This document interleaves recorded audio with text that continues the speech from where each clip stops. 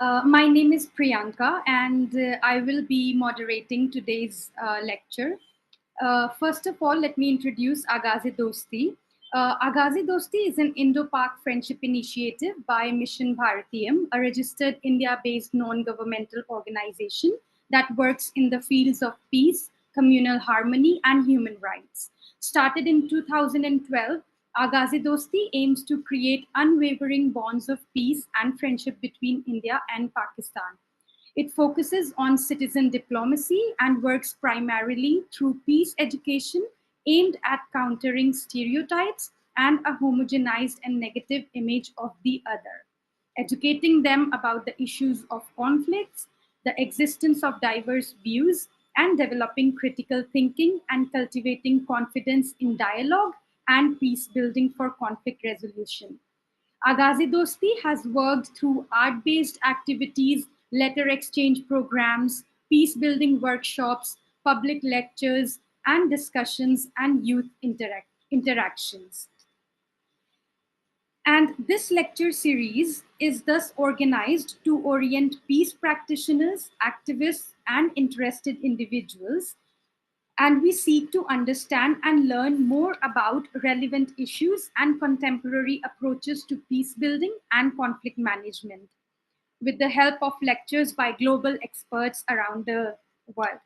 We started this lecture series on the day observed as World Press Freedom Day with a lecture by Professor Steven Youngblood on peace journalism. That was the first lecture in the series.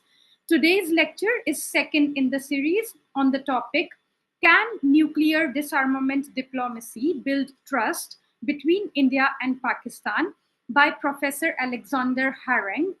He is currently serving as Distinguished Adjunct Professor at Soka University of America and Senior Research Fellow for Nuclear Disarmament at Soka Institute for Global Solutions in California.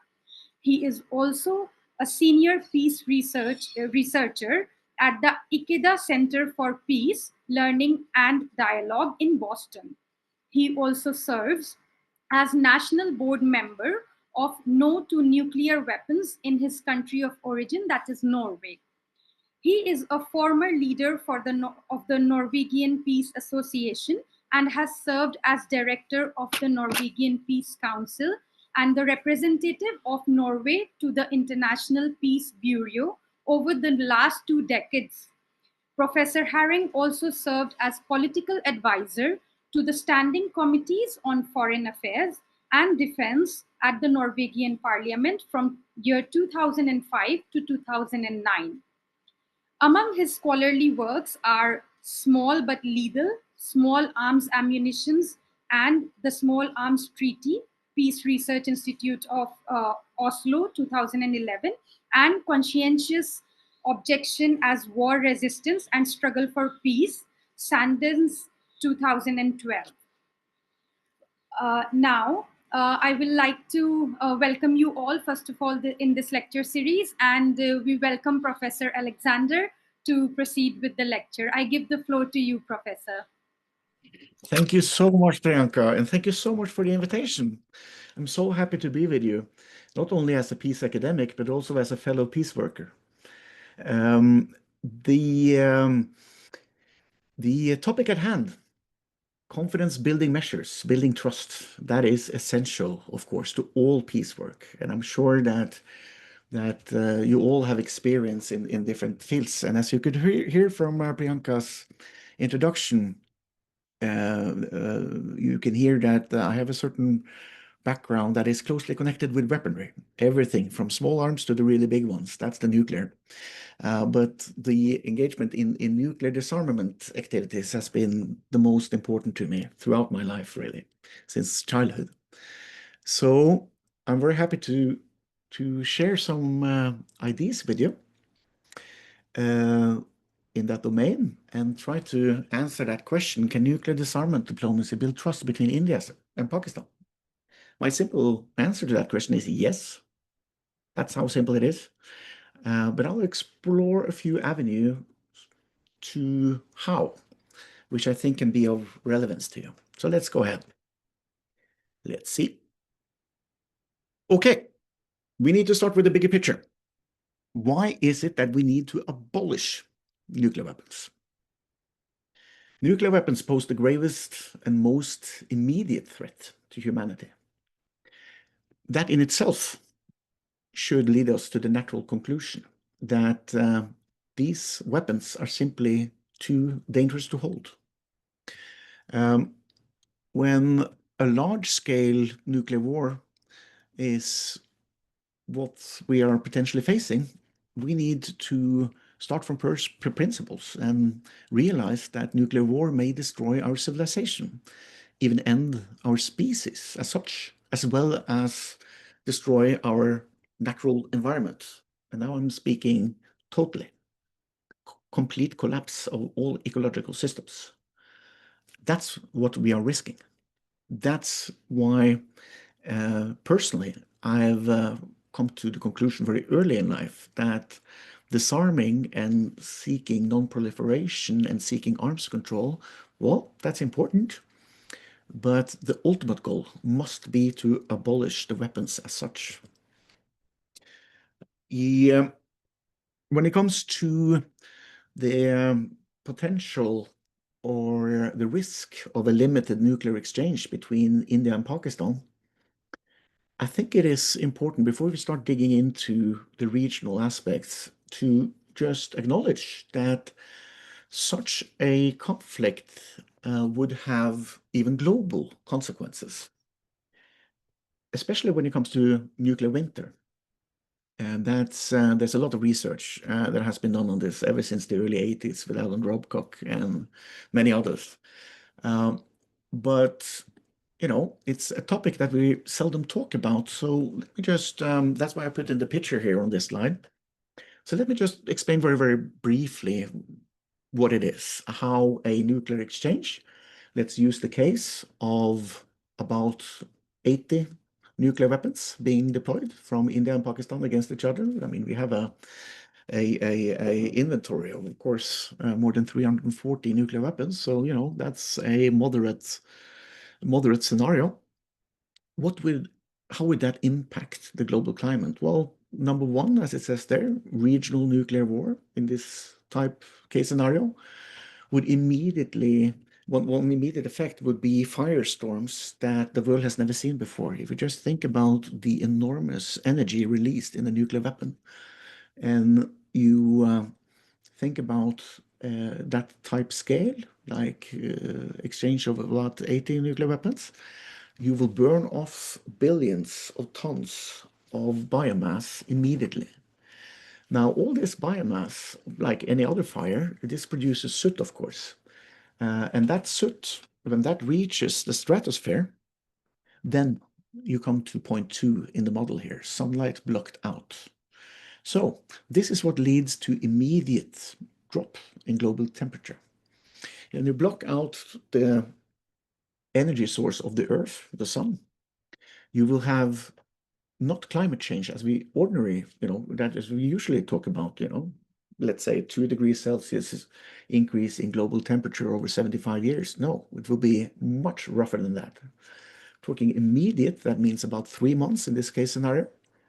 Within 3 months, you would have a drop of at least 4 degrees Celsius that has much more severe consequences on the world's ecosystems than any other scenario. What happens is simply that the world's ecosystem collapses, and that means that crop production collapses, and that has an obvious effect: global mass starvation. That is not limited to India and Pakistan. That is a global thing. In this case scenario, we're talking about up to 2 billion people dying of starvation.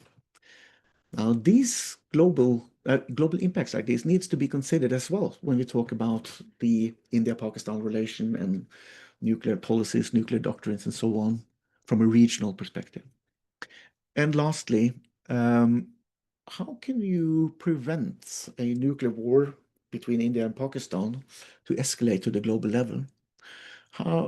As far as I can understand, there's impossible, you cannot be certain that a conflict at this level doesn't spill over to some of the other 7 nuclear armed states, which can easily lead to nuclear exchange on a much higher level than the scenario I put up. So we're risking quite a lot. Let's see. The second part of the bigger picture. First part is that we need to do something. Second is that we can do something. Security without nuclear weapons is possible, I will argue. It depends on confidence building, trust, as we talked about, and ultimately a shared vision for a peaceful future. And the alternative security arrangements without nuclear weapons can be more conducive to peace, I will argue, less expensive, and I will also argue that an alternative to nuclear-dependent security also will prove more stable over time. The majority of states and peoples in the world also want to abolish nuclear weapons. That means that there's actually a political gambit here. I'll show you the statistics in a minute to show how these things relate. But the fact that the vast majority of peoples in the vast majority of nations want to see the abolishment of nuclear weapons, that is an opportunity for all the future politicians of the world. Now, of course, I will not sugarcoat anything in this lecture. And the first thing to do is to admit that there are very severe challenges to the international disarmament machinery at this time. Put simply, multilateral nuclear disarmament diplomacy is currently not delivering in accordance with what it is set out to achieve. Now, when I talk about the UN disarmament machinery, what we're usually talking about is what you see on this picture. Of course, it's UN-centered. The first committee, that is the first committee of the General Assembly. Yeah, you can see one of the problems we have working with nuclear disarmament is that we always, go back to all these acronyms. So instead of explaining all these acronyms, I'll give you sort of the headlights, and we can talk about these elements afterwards. Let's say the most important thing to relate to when we are thinking about the multilateral disarmament diplomacy is the Non-Proliferation Treaty. In all my travels to both India and Pakistan, I've taken note of that. The NPT. People aren't really that familiar with the Non-Proliferation Treaty as they are in most other countries, and there are obvious explanations for that. Firstly, that none of the countries, neither India or Pakistan, have signed the treaty. So it's not really part of the political discussion as in other countries. But just briefly, to sort of, just in case someone attending this meeting are not familiar with the NPT, let me just break down the key agreement. I mean, all treaties are a bargain, right? So you have different pillars. You're giving something to receive something else. Now, in the Non-Proliferation Treaty, the big deal is basically that those countries that have nuclear weapons, that means those countries that had nuclear weapons when this treaty was negotiated, and that is 1968 to 1970, are to give up their weapons. Okay, so they are to fully disarm when it comes to nuclear. So those countries back then who had nuclear weapons, that was, of course, Soviet Union, United States, China, it was France, and it was Britain, 5 countries. As you all are aware, today we have 9 nuclear armed states. So the situation is quite different. So what happened with those 4 that came after those 5? That's India, Pakistan, it's North Korea, it's Israel. None of them have joined the NPT. Okay, let's just keep that in the back of our minds. But the vast majority of states in the world, of course, are party to this treaty. That's why it is the cornerstone of all multilateral diplomacy in the field. Now, Article 6 of the NPT, that is the disarmament clause. So that's the one part of the bargain I mentioned. The second part is the non-proliferation. So the states that have nuclear weapons, they are ready to disarm. but they have to have something back. So what are they getting back? Well, the promise from all other states that do not have nuclear weapons not to develop nuclear weapons. Okay, so that's non-proliferation. Nuclear technology for military purposes will not spread. Okay, that's a great bargain, isn't it? And of course, there's a third element too, which is not as relevant for our conversation, which has to do with nuclear energy and the possibility of developing nuclear technology for civilian purposes. Now, okay, the General Assembly. In the UN, you have a General Assembly, as you all know, and every year, every autumn, they gather in different committees. The first, and I would say the most important of those committees, is the Committee on Peace and Security. This is the committee that we generally call the Disarmament Committee, where all the members of UN meet every year to discuss a wide range of disarmament resolutions, usually about, it's in the 60s now. It's about 60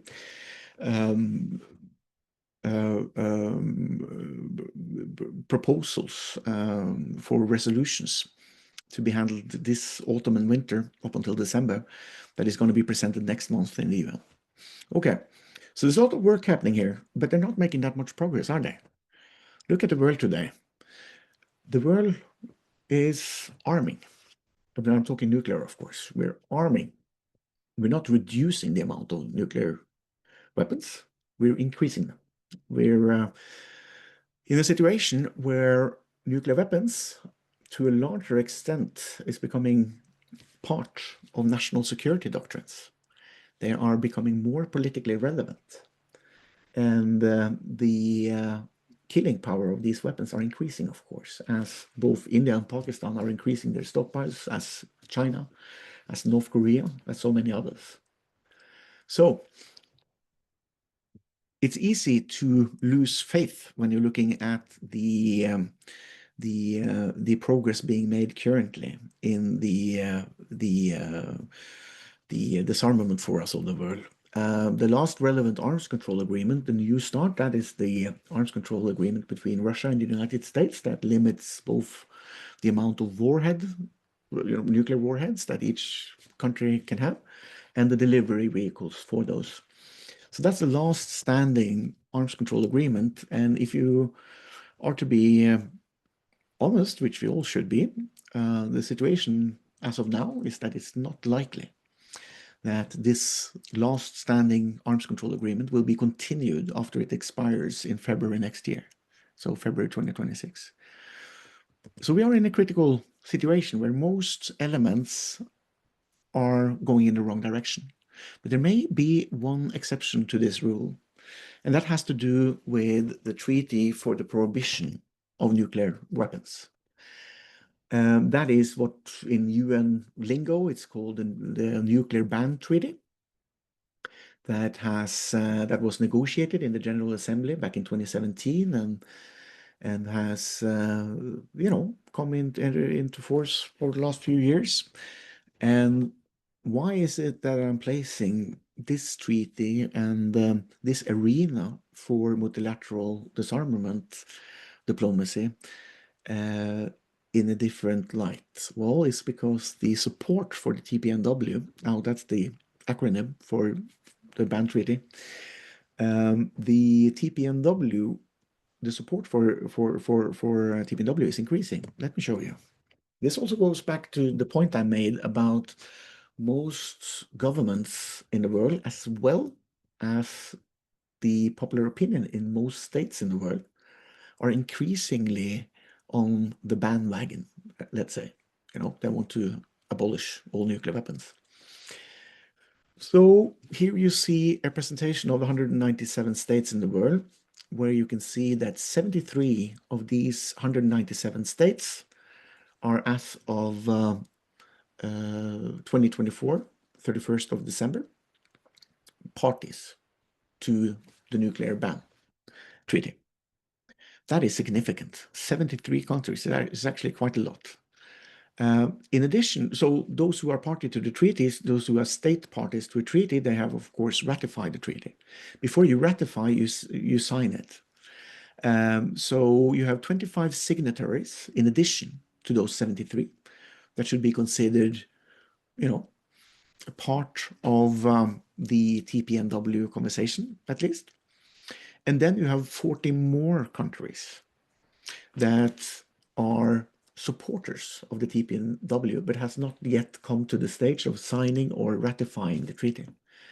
Now, put all those together, and you'll see that 70% of all states in the world are actually in support of a full ban. That's quite radical. That is, abolishing all nuclear weapons. That is eliminating all production, all research, everything that has to do with the nuclear weapon structure. That's a quite radical stance when you think about it.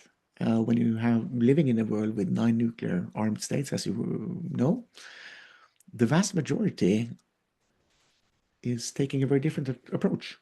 Now, let's look at the opposition. It's only 44 countries that is actively opposing the TPNW at this time. And there's only 15 countries, which is a very small category, really, of undecided states. So let's have a look at the opposition. That's the red ones. So as you can see from this data, the vast majority of states opposing a full ban on nuclear weapons are to be found in Europe. That's 33.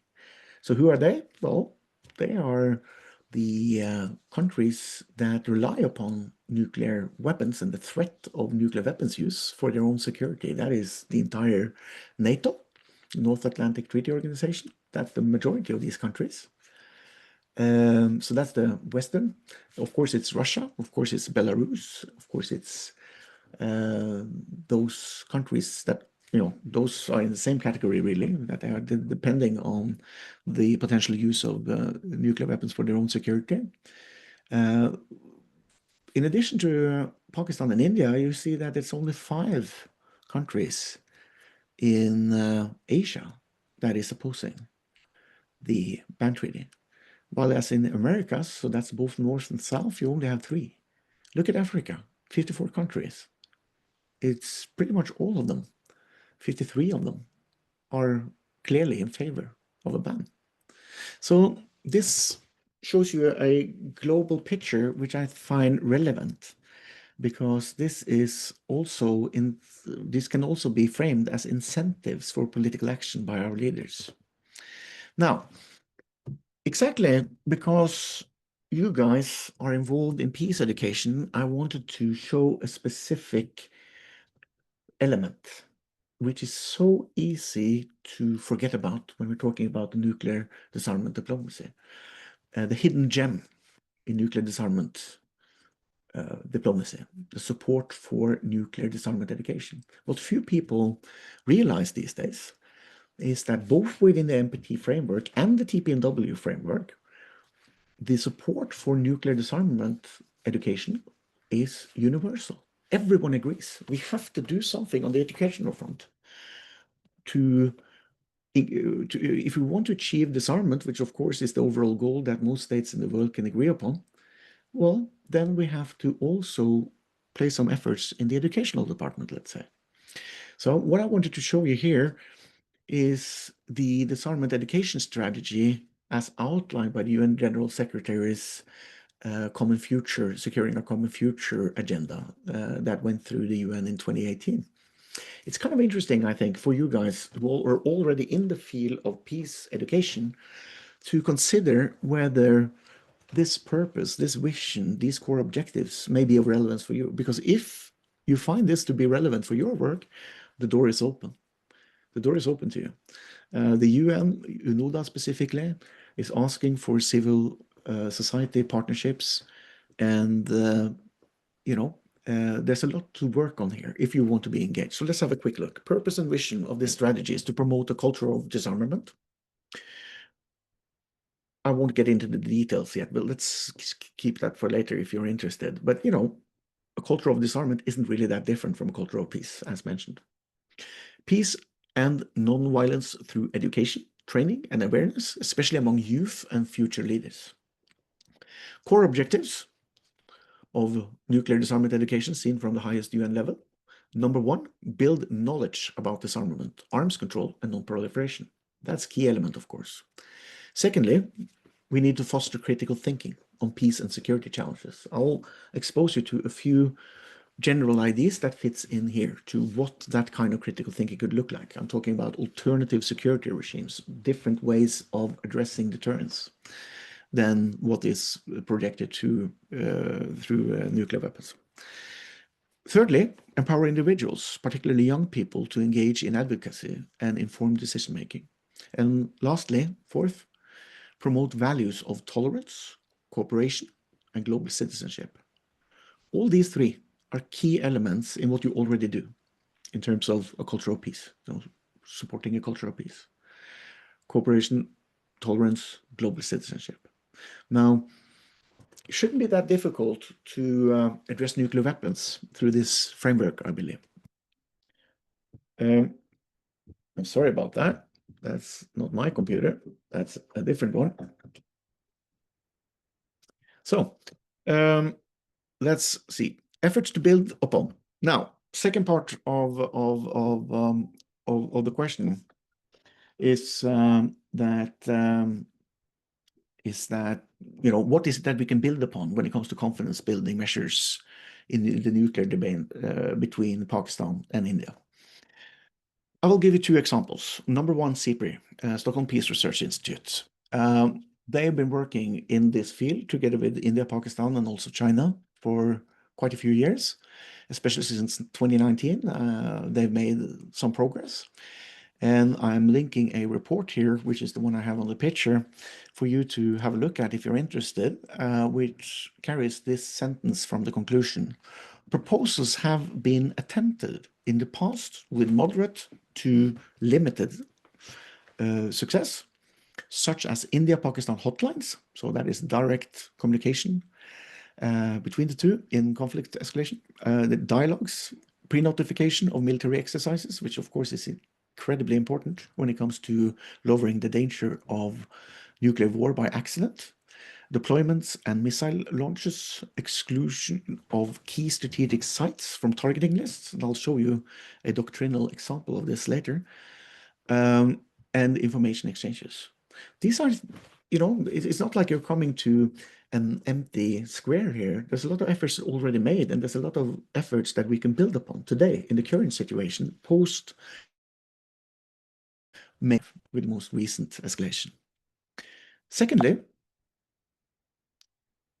the Toda Peace Institute is one of very many peace research institutes in the world, but that is maybe of particular interest to you guys, because it has had long-running programs specifically on India-Pakistan relations. Now, one workshop that they did back in November 22 in Kathmandu, Nepal, I find very interesting. This is a classic example of how you can arrange a space for both Indian and Pakistani militaries as well as civilians to simply open the dialogue on confidence building measures between India and Pakistan. So if you're interested, have a look. This might be a template for something to deal with in the future. Now, back to the key element with achieving security without nuclear weapons. A useful perspective here could be the human security perspective. As you all are aware, state security, the survival of the state, is essential to any claim that legitimize nuclear weapons to be held by states, right? And the human security perspective that has, become part of the UN lingo and has been part of the international conversation, at least back to the mid-90s, that has proven to be, exactly since the mid-90s, extremely important in introducing alternative ideas of security that can actually replace nuclear-based or nuclear-dependent security. So what I'm talking about, human security, that means securing human dignity through addressing human needs before the security needs of the nation or the state that the people belongs to. So if you think about security from this perspective, many other elements than those that are to be handled by military force are relevant. Let's say, for instance, food security. That's not something you deal with tanks and guns and nuclear weapons. But that's part, of course, of the human needs that needs to be secured from a human security perspective. Water, obviously, and so many other elements that are seen as humanitarian and outside the military domain, but needs to be introduced when we're talking about security as such. Now, a key reason why we've made quite a lot of progress on humanitarian disarmament since the mid-90s, first with the landmines, banning the landmines, and then banning the cluster munitions, and of course the nuclear ban treaty, they all come out of this security perspective. And that's important to keep in mind, to bear in mind, let's say. So addressing nuclear dependent security, what I have done over the last 3 decades when it comes to addressing this is to keep a very steady focus on deterrence as such. Deterrence always deteriorates. Just think about it. Just think about your own lives. When you are threatening someone to avoid them taking a certain action, that is not a very stable situation, is it? When you are posing a threat like that, for it to be relevant for the choice of action from your adversary, it needs to be continued. It is not something that is just constant. You need to show that you're willing to use force against that person continuously. You're ready to do it. You have the capacity to hurt the other person, and you're willing to hurt the other person. And that's exactly how the nuclear game works, isn't it? You're placing the entire world, the entire humanity, under immediate threat. Within 45 minutes, everything can be gone. That threat, for it to work as deterrence seen from the military perspective, so to deter other aggression by the threat of use of force, now we're talking nuclear force, that threat has to be credible, hasn't it? That credibility question leads to so many dangers. Accidental use of nuclear weapons, potential accidental use of it, just to mention one.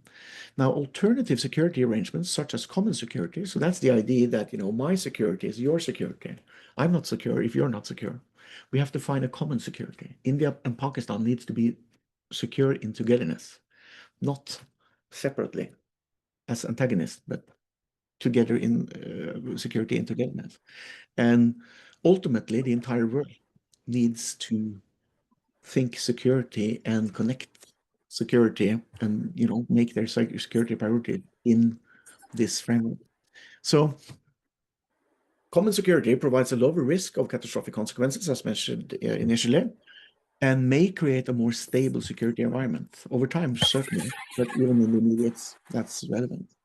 So as all nuclear doctrines, so all those 9 countries that hold nuclear weapons, of course, have their doctrines for use when they are, under what circumstances they are intending to use their nuclear weapons. So that's the nuclear doctrines. All of them rely upon deterrence, all of them, all 9. We therefore need to identify alternative security arrangements to increase stability. Now, in the following, and lastly, I will address one element of this, which is highly controversial, but it needs to be addressed, which is exactly this doctrinal level. Under what circumstances, what conditions are nuclear armed states willing to use their nuclear arsenals? And of course, since we are talking about the India-Pakistan context, I will use the India-Pakistan context to line out a few opportunities that I believe is possible. So building trust by increasing predictability of intended use. That's key, isn't it? If you want to reach an alternative security paradigm, this is something you need to address. Similar to Pakistan, India has a long maintained policy of not using or threatening to use nuclear weapons against non-nuclear armed states. Isn't that interesting? As far as I understand, this is an excellent point of departure. It's an excellent point of departure for a new dialogue between India and Pakistan, because it's a key element of their nuclear strategies, of their nuclear doctrines on both sides, that are 100% in harmony. So that could be a approach, I believe, to get to the much more difficult stuff. Here's one of them. India's commitment to the NFU policy should be reaffirmed. As you all are aware, I hope, no first use, that's NFU. So that, that's a declaration that a nuclear armed state can give, where they're declaring that we will not use our nuclear weapons first in any conflict scenario. Okay. So India is among the 2 of the 9 states that have nuclear weapons that also have a no first use policy. So it's only India and China that has an no first use policy at this time. India has a long history with the no first use policy. It's extremely important that they keep this defensive posture that a no first use policy gives you. But they also have to realize that since 2018, some parts of India's nuclear arsenals are being kept at a higher state of readiness, including possible mating of a portion of India's warheads and launchers. Now, there are reasons. I don't know if I should say good reasons, but there are certainly uncertainty around the world, especially in Pakistan, of course, but also within Indian politics, about the validity of the no first use policy. So my suggestion would be, number 1, declare your commitment, reaffirm your commitment to the NFU policy. Turning to Pakistan, Pakistan has placed an emphasis on, I'm using a different version of the slides than the last one, so I'll start with the last there. So from the Pakistani side, I think that the strategic ambiguity, which is key to their nuclear doctrine, so it's a point in itself for the Pakistanis for their adversary, in this case India, not to know exactly when they are willing to use nuclear weapons and when they are not, let's say. So that's strategic ambiguity. Now, an example of this is what I mentioned here from May 2023, when an advisor to Pakistan's National Command, so that's the National Command Authority, that's those who oversees the nuclear doctrine, explained that full spectrum deterrence, which is the name, which is sort of, the named element of the Pakistani nuclear doctrine we're talking about, full spectrum deterrence denotes Pakistan's possession of strategic, operational, and tactical nuclear weapons. So effectively you're saying we're going to arm ourselves on all levels with a wide range of yields. So that means explosive power, right? So everything from small tactical weapons to larger strategic nuclear weapons they want to have in their arsenal, just to be able to respond in several manners, which is of course increasing the instability between India and Pakistan.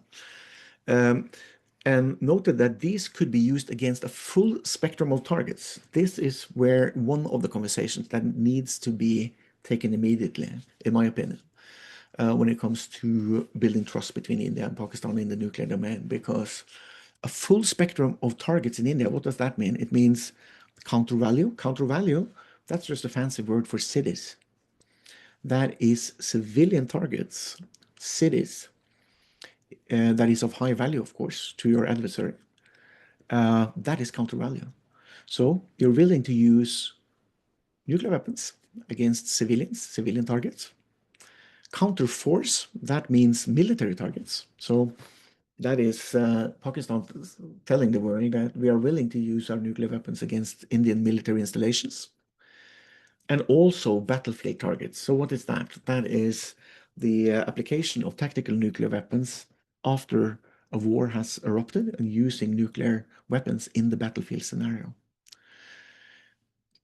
This is something that needs to be discussed just like India's commitments to its NFU policy. So strategic ambiguity on the Pakistani side and NFU policy on the Indian side, I suggest that this may be a first stage in confidence building on the doctrinal level between India and Pakistan. So that's pretty much what I have for you. Since the last slide is of course politically charged, I give you end notes for each of the three suggestions I have, which, if you are interested, dig into these sources and you will see the academic literature supporting the claims I just made. Okay, that's pretty much what I have for you. Thank you.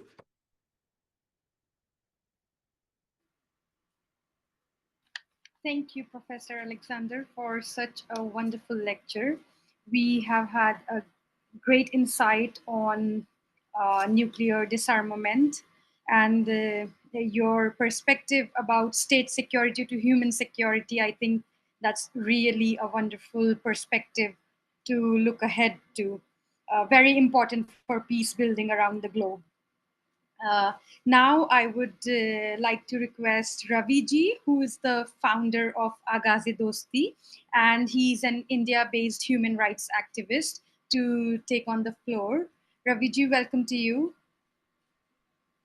Thank you, Priyanka, and thank you so much, Professor Harang, for such an intensive lecture on this important topic today.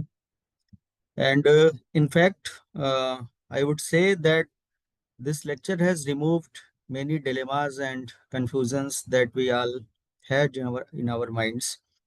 And when we talk about this lecture series, so the objective of this lecture series is not to give any judgment, but to have a critical analysis and a critical study of the subjects that we are discussing. You have highlighted very important things, and first, like why we need this nuclear revolution, and secondly, how we can, why we need, why we can, and how we can.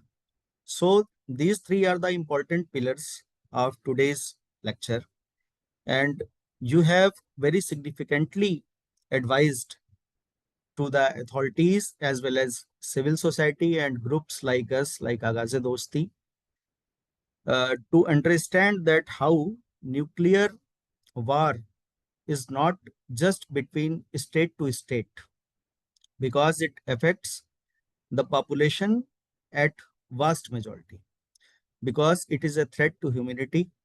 And the nuclear security is not only related to war programs.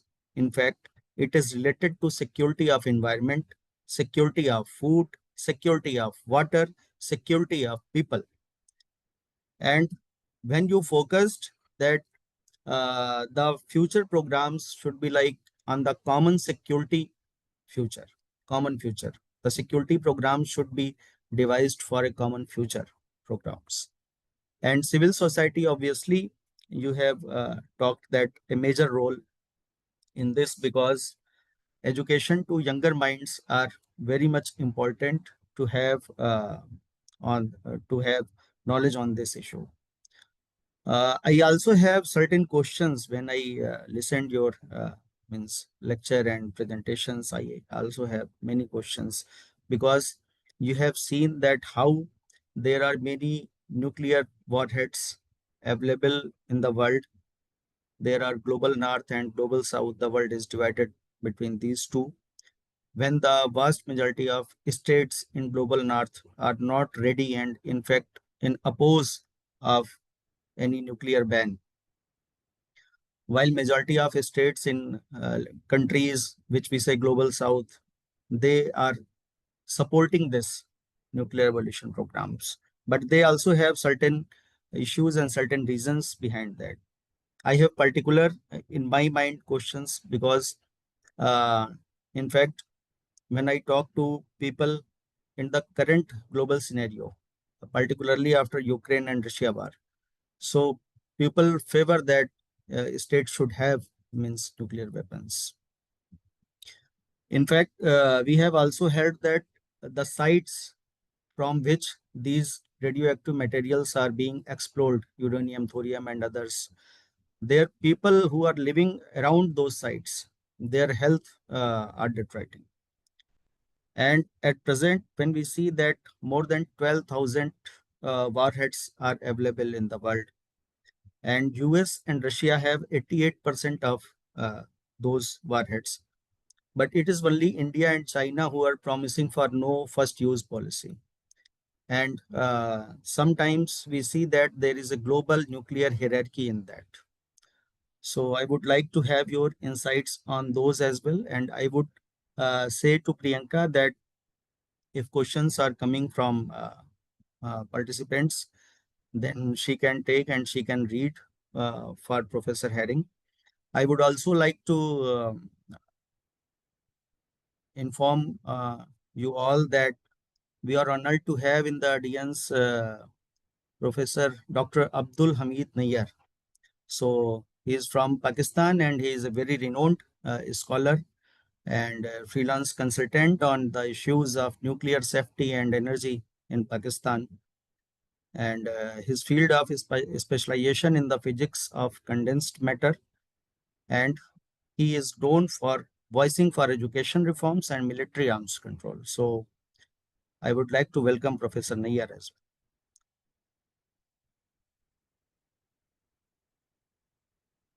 Thank you. Priyanka, you can move ahead with questions, and if we have time, then we would also like to hear Professor Nayyar as well for some time. Thank you, Raviji. Now the floor is open for discussions and comments. So I would like to request all the participants to put their questions in the chat and I can read them out. If you have any questions, you can write them down.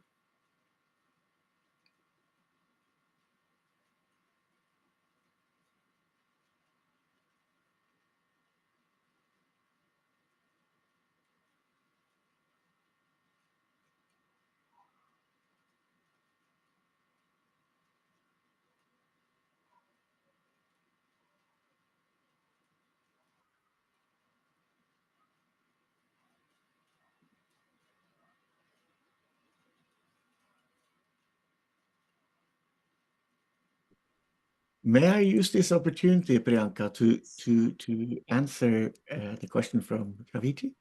Yes, sure. Yes, that would be a better idea. Yeah. Just to Yes. use our time efficiently, I think that first of all, thank you so much for your comments. The question you raised about nuclear hierarchy, that is so essential to India's position as well, isn't it? The haves and the have-nots. We are going to have a realistic conversation on nuclear disarmament. We have to acknowledge that there are plenty of power-related reasons for the nuclear armed state on those weapons. Of course, obviously, it is the most political weapon there is, where the weapon that you can hold that gives the most political leverage. And distinguishing between those who have the nuclear weapons, those 9 states that are in the nuclear club, and all the others, that is seen by so many countries as a key injustice. And it has actually been part of the Indian nuclear rhetoric since the beginning, since 1974, that, if you want to address this hierarchy, you have to think globally. And here's my point to your question. In more than 30 years as a peace activist, I've come to realize that it is kind of impossible to answer that question of nuclear hierarchy realistically without thinking peace policy on a much broader scale. Why? Because look at the precedents that we placed with Libya, with Iraq, as an example. Okay, so what happened there? So United States invades Iraq with a few allies back in 2003 because They were of the opinion that if they didn't do that, the Iraq under Saddam Hussein would develop nuclear weapons that would end up in use against America. Okay. So that was an illegal warfare. That was preemptive warfare of the illegal kind. 2011, when United States and NATO attacks Libya, there's a nuclear component there, because if you go a few years back, you'll find that Gaddafi, the same regime that was toppled by Western military, they gave up their nuclear program. So they chose the non-nuclear path, and what did they get in return? Complete annihilation of the regime. Look at North Korea. What are the incentives for them to give up their nuclear weapons? Looking at the case of Iraq and Libya, what is the incentive? If Pyongyang gives up their nuclear weapons, do you think that the Americans will stop calling for a regime change? No, of course. They're sitting ducks without nuclear weapons, right? So there's something here that needs to be addressed. The incentives for having nuclear weapons needs to be addressed on much more than just a nuclear disarmament diplomacy arena. It needs to be addressed on a addressing, aggression in international relations as such. And of course, you can put so many different other elements into it: peace education, nonviolent conflict resolution, all different at all different levels. So it's a very, very complex theme, and that's all I wanted to sort of lay out there for a further discussion. Thank you. Okay. So we have a question from Gautam Krishnan.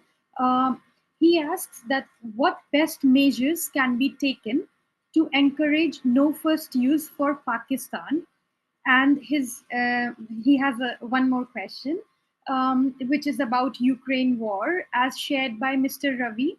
People are beginning to feel that Ukraine should not have given up their nuclear weapons. How to counter this, as this leads us back to the mutually acquired destruction? Thank you so much. So relevant questions. Let's start with the NFU, with no first use. NFU for Pakistan is much more difficult than for most other countries. That's how simple it is.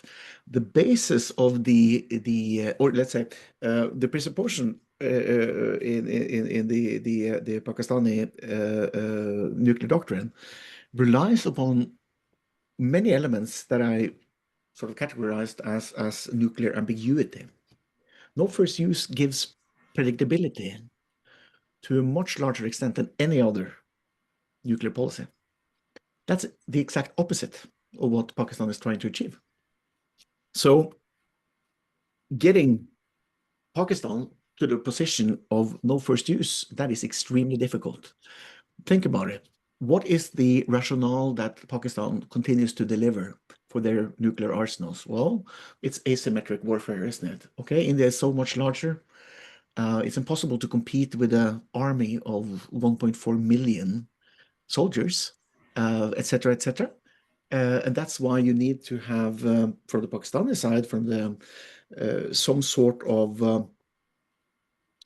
of game changer, let's say. That is nuclear weapons, isn't it? So the entire rationale for the development of nuclear weapons on the Pakistani side, and the entire premise for the current nuclear doctrine, is really opposed to a NFU stance. So how do we solve that one? Firstly, I think it's important to look back to May 2022, when we saw 187 countries in the world agreeing upon the need for a no first use policy for all 9 nuclear armed states. So there is a consensus that has been lying there, and as the tensions in the world, firstly with the Ukraine war in February 22, everything that has happened after that, we've seen an increased nuclear danger. It's never been higher than what we saw in November 2022. Where Russia became very close to deploying a tactical nuclear weapon in Ukraine. So we are at a different threat level. And the call for NFU globally is stronger than ever in a clear one-to-one response. Now, this is what I believe could be most constructive when it comes to NFU policy in Pakistan. The Chinese suggestion, now they've laid this forward, over the last 2.5 years, several suggestions on a no first use convention. So what does that mean? It means a global agreement on no first use. As you are aware, China is the only country except for India that has their NFU policy in place. There are many national security elements, or let's say national security logics that makes it simple for them to push forward for an NFU of global reach. Sure, yeah. But remember, China is the closest military ally to Pakistan, right? So who is it that Pakistan depend on militarily? Of course, they're doing just like India. They've been doing this for decades now, trying to increase their own military industrial base to be independent of any other. But if there's one country that Pakistan relies upon, both when it comes to delivery vehicles of nuclear weapons, that is, the majority of those delivery vehicles on the Pakistani side is, of course, missiles, on the Air Force, on so many other platforms. What I'm saying is that Pakistan relies on China. The relationship between Pakistan and China therefore needs to be addressed if you are going to move Pakistan towards a no first use policy. And doing that within the framework that China has laid forward time and time again. Last time was on the 14th of December last year. That may be a constructive path forward. So that's my personal position on that. Secondly, on the Ukraine, yeah, exactly. Like you said, Ukraine gave up their nuclear weapons, right? Budapest Memorandum back in '94. So this comes at a time when the Soviet Union has fallen apart, right? Dissolved in December '90, and you're sitting with the complex and difficult challenge. What are you going to do with the huge Soviet arsenals that now is not localized only in Russia, but also in Kazakhstan and Ukraine? Well, what Ukraine chose back then was to give up their nuclear weapons for security guarantees. Security guarantees from China, from United States, from Russia. Okay, so you get a guarantee to, the deal is simply put that Ukraine gives up their nuclear weapons. In exchange, the other part of the bargain is that Russia and others will not make any aggressive moves against them. So years passed, and what do we see? Aggression, right? Clear aggression, according to international law, the invasion of Ukraine. Obviously, in breach, so that means treaties doesn't hold, statements doesn't hold. And that leads to the argument, what if they had their nuclear weapons? There's a technical side to it that makes me think that that question is kind of irrelevant, which is that there's no reason to believe that Ukraine back in '94 had the full control of the nuclear weapons on their territory. The command and control structure, there are so many elements of this structure that Ukraine never had access to. They were reliant on Russia or Soviet Union to use these weapons. So, given that Russia would never have given up that, of course, they were not interested back then. Neither were Belarus. I mean, there were three in the same situation: Belarus, Kazakhstan, and the Ukraine, of course. So, due to that technical element, the proposition is actually not really that interesting because it never could happen. But contrafactually, let's say that Ukraine had nuclear weapons. This is more interesting because what happened in February 2022 when Russia invades Ukraine, they set out a strategy for regime change, very similar to I mean, militarily speaking, it was quite similar to the shock and awe operation of America against Saddam Hussein back in 2003. That's pretty much what they want to see happen. Now, that didn't work out for them. That's why they went into a full-scale invasion mode later. Now, so what they wanted to do was to take Zelensky out, put in the puppet regime, and relate to that. Doing that, setting up that strategy, Russia used their own nuclear weapons as a shield. That's the best way of understanding how this conflict developed. So constant threats of using nuclear weapons was a shield towards the rest of the world. If you guys get engaged now supporting Ukraine in the battlefields within Ukraine, we have the nuclear weapons, we're not afraid to use them. Isn't that the message? If Ukraine had their own nuclear forces under their control, that strategy wouldn't have been possible, right? So a potential for deterrence effects, and we have to admit that because we have to be realistic to win the argument. So that should be accepted. Still, long-term stability. There are many other elements coming into a scenario, a counterfactual scenario, where Ukraine has nuclear weapons and Russia decides to. The risks are much higher on both Ukrainian and Russian sides, and it develops new conflict dynamics, which are much more uncontrollable, much more difficult to foresee.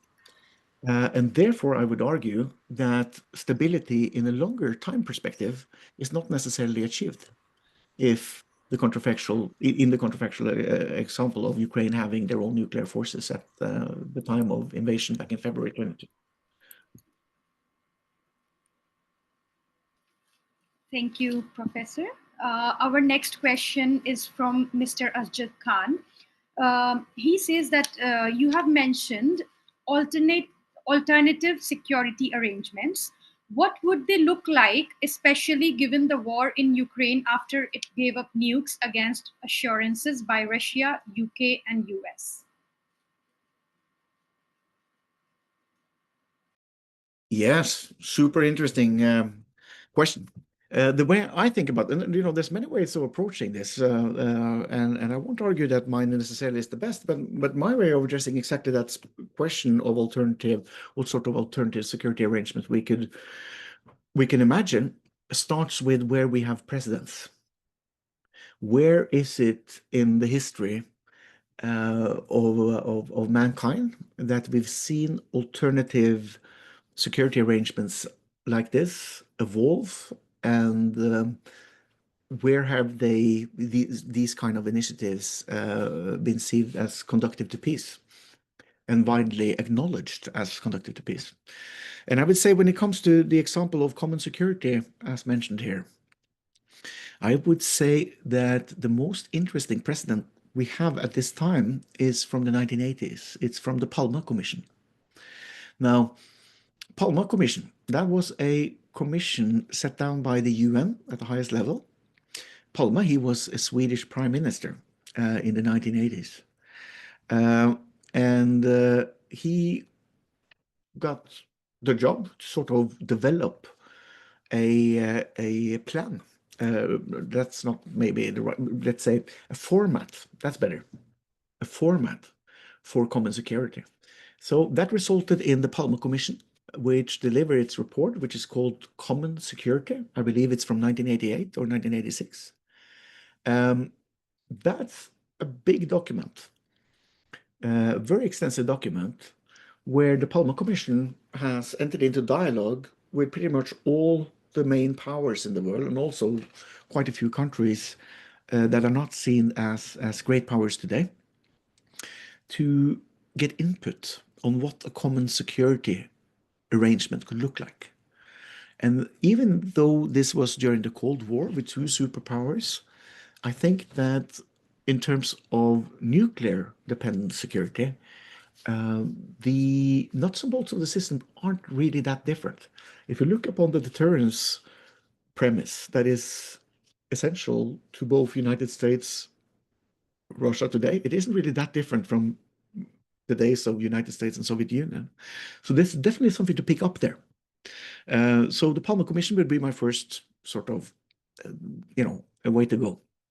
That went through the UN with standing applause, and the vast majority of countries in the world, being positive to what they come up with. That could be something. A second alternative is to look at the different regional security arrangements that we've had recently that is closer to our time.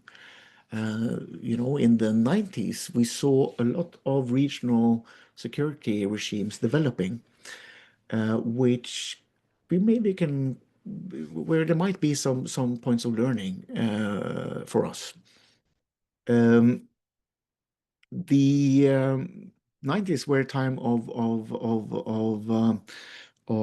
less tension than today, of course, which led to looser security arrangements between governments that allowed them to discuss the higher goals, the end game of security to a much larger extent, which is also a key reason why exactly human security as a concept developed in this time period.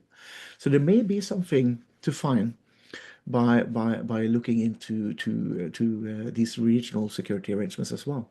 But firstly, I would go to the Palme Commission.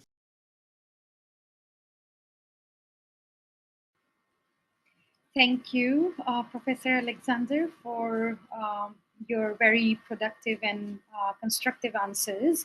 Now I would like to invite Professor Nair to give a vote of thanks, and I give the floor to you, sir.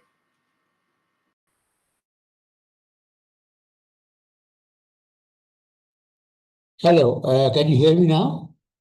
Good. Thank you very much, Ravi Nitesh, for inviting me, for recognizing me, and for introducing me. Thank you very much, Professor Harang. It was a very interesting talk, very nice talk, very elaborate, and you touched upon nearly all the aspects of nuclear diplomacy and nuclear ambitions of countries and so on. The question that can nuclear disarmament build trust between India and Pakistan, I think that is yet to be answered, because nuclear disarmament is something that is not going to be liked by either India or Pakistan. They will not disarm themselves, and they will not disarm themselves for one specific reason, which is that the first 5 nuclear weapon states are very reluctant to disarm themselves.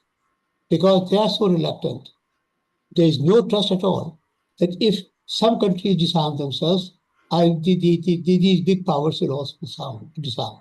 So I think the dynamics has to be seen in that light.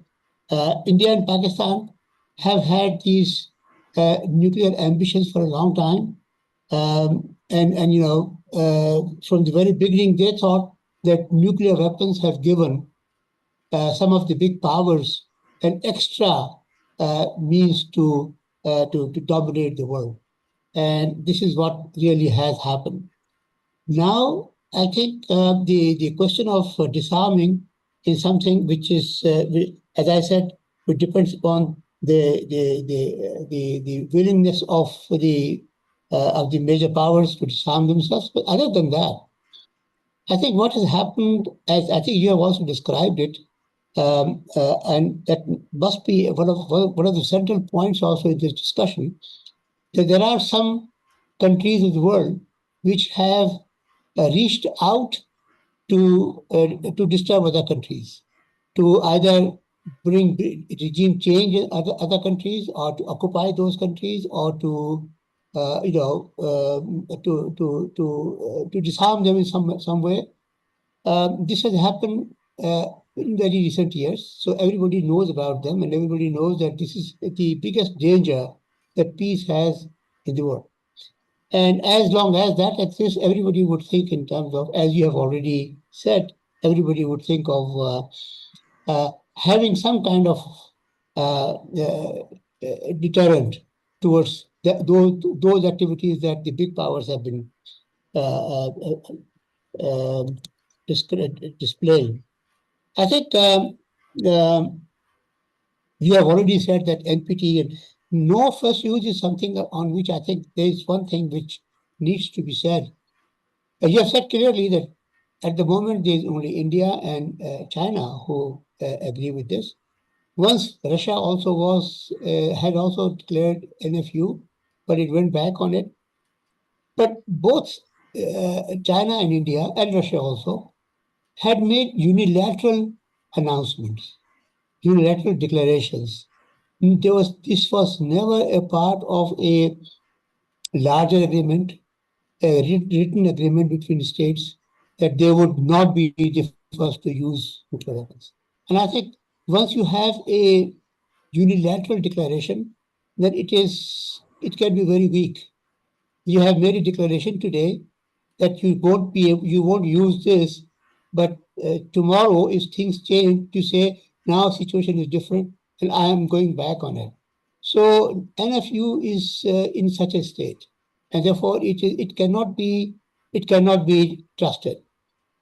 On the other hand, you have also described other reasons why NFU is not acceptable to countries like Pakistan or other countries. I wished, and my peace movement over here in Pakistan also tried to say that we would like to see an NFU kind of declaration from Pakistan, but there was no possibility of it coming. What can actually bring some kind of agreement between India and Pakistan, some kind of trust between India and Pakistan, is a kind of pact, a bilateral pact, that they will not wage a war against the other countries, a no-war pact, saying that we will not wage a war. But in that, the definition of war will have to be changed, because Pakistan's use of proxy warriors against India has set a very, very bad example. And I think that has destroyed any amount of trust that Indian leadership could have in Pakistan. So it will have to be brought in as any use of sub-state actors to disrupt the other country would be an act of war, and therefore that would allow the states to respond in that manner. I think the no war pact, on the other hand, if suppose they agree to a no war pact with all of these caveats, they might actually start to have trust in each other. India has lost trust in Pakistan primarily because of Pakistan's use of proxy warriors. If Pakistan today declares that it is not going to do that, it is going back on that policy, it is not going to do that against India, I think India will start trusting Pakistan. And that will be the first positive step in the right direction. Thank you very much. And I thank you very much for this nice lecture. Very comprehensive, very elaborate. And I think it should set up a kind of debate within South Asia and how much can we go in this direction. Thank you very much.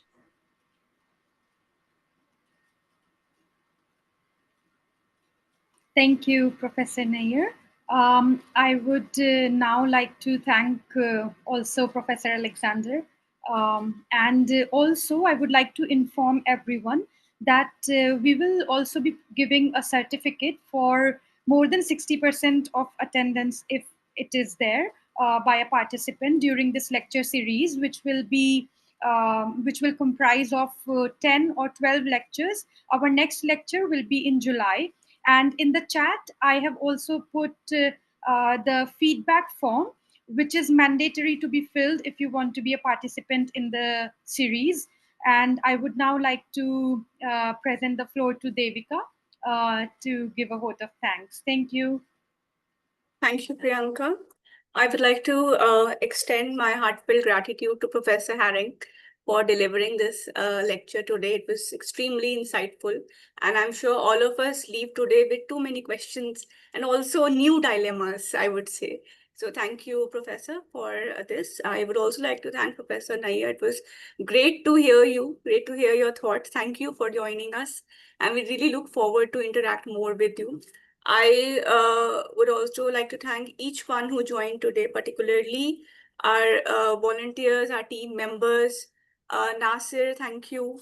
Nitin, I'd like to thank Abhishek. So thank you all for joining today. I would like to also thank Umair for joining in and for encouraging and supporting this new initiative that we have come up with. So thank you. And in the end, I would request everyone for a little photograph. If every one of us can just start the video, and so that we'll click a picture quickly and wrap up this lovely evening today.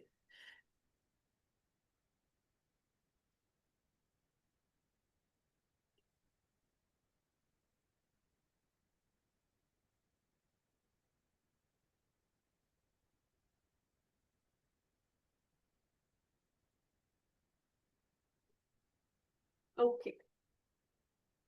So I hope we are ready. I'll just take the screenshot then.